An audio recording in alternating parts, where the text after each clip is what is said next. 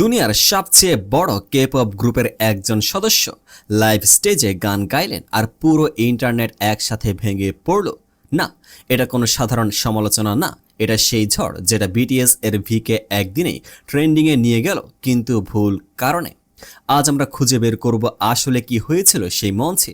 Lip sync থেকে শুরু করে অটো টিউনের অভিযোগ সত্যিটা কতটা গভীর।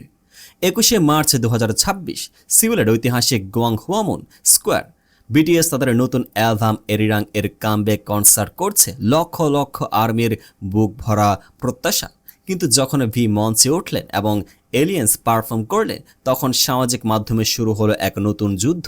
প্রথম অভিযোগ, পিচ সমস্যা। অনেকে দর্শক সরাসরি বললেন ভি এর গলার সুর ঠিকঠাক ছিল না, কিছু নোট বেসুরো ছিল, কিছু জায়গায় কণ্ঠ কাঁপছিল। এটা কি নার্ভাসনেস, নাকি প্রস্তুতির অভাব, নাকি এই গানটা এত কঠিন যে লাইভে করা প্রায় অসম্ভব? দ্বিতীয় অভিযোগ, অটো টিউনের অতিরিক্ত ব্যবহার। কনসার্টে অডিও শুনে অনেকে দাবি করলেন তারা স্পষ্ট বুঝতে পারছেন যে ইলেকট্রনিক ভয়েস এফেক্ট দিয়ে কণ্ঠকে ঢেকে দেওয়া হচ্ছে।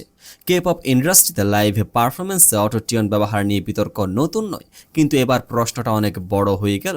তৃতীয়ত এবং সবচেয়ে বিস্ফোরক অভিযোগ, লিপসিঙ্ক 2.0 গানের পারফরমেন্সে এমন কিছু মুহূর্ত ধরা পড়ল যা নেটিজেনদের মাথা গরম করে দিল। কোরিওগ্রাফির এক পর্যায়ে ভি মাইক্রোফোন সরিয়ে নিলেন, কিন্তু অডিওতে তার কণ্ঠ একইভাবে শোনা গেল। মাইকে দূরে থাক আওয়াজ কমার কথা, কিন্তু কমল না। এটা কি প্রমাণ করে যে তিনি লিপসিঙ্ক করছিলেন? এই মুহূর্তের ভিডিও ক্লিপ ভাইরাল হয়ে গেল। ভি লিপসিঙ্ক ট্রেন্ড করা শুরু করলো।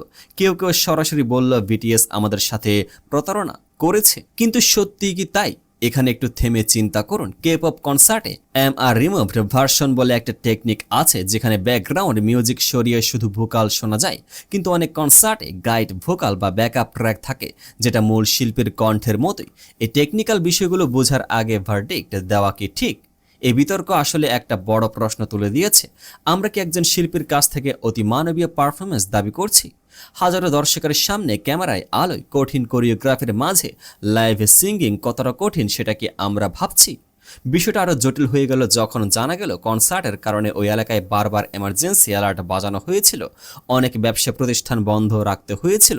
পুরো আয়োজনে বিতর্কের মুখে পড়েছে। আর সবচেয়ে বড় কথা, জিমিন নিজে প্রকাশ্য ক্ষমা চেয়েছেন, যদিও ঠিক কোন বিষয়ে সেই ক্ষমা সেটা পরিষ্কার নয়। বিটিএস আজও বিশ্বের অন্যতম জনপ্রিয় ব্যান্ড, কিন্তু এই ঘটনা প্রমাণ করে ফ্যামের উঁচু মঞ্চে দাঁড়িয়ে থাকলে একটা ভুল মুহূর্ত পুরো ক্যারিয়ারকে প্রশ্নের মুখে ফেলে দিতে পারে। ভি দোষী নাকি নির্দোষ সেই বিচার হয়তো সময় করবে, কিন্তু আপনি কি মনে করেন লিপসিং কি সত্যি প্রতারণা, নাকি এটা ইন্ডাস্ট্রির বাস্তবতা?